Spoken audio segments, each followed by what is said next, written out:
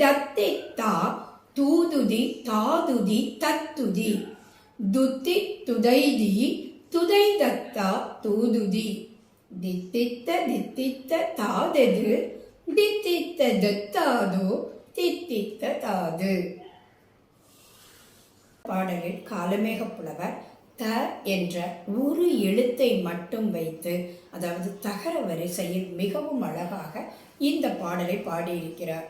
ஒரு வண்டை பார்த்து பாடியிருக்கிறார். தத்தி தத்தி மலருக்கு தாவி சென்று மகரந்தத்தை குடிக்கும் வண்டே, நீ மகரந்தத்தை குடித்த பின் துத்தி துதைதி, அதாவது நீ துத்தி அப்படின்ற ரிங்காரம் இட்டவாறே அடுத்த மலருக்கு போய் அதில் உள்ள மகரந்தத்தை உண்கிறாய்.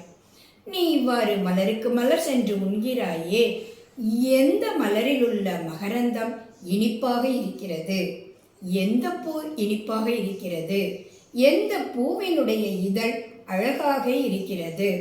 அதாவது இந்த பாடலில் தாது என்ற சொல்லுக்கு மலரிலுள்ள மகரந்தத்தையும் மலரையும் மலரின் இதழையும் காலமேக புலவர் பொருள் கொள்ளுமாறு பாடியிருக்கிறார். மிகவும் அழகான பாடல்.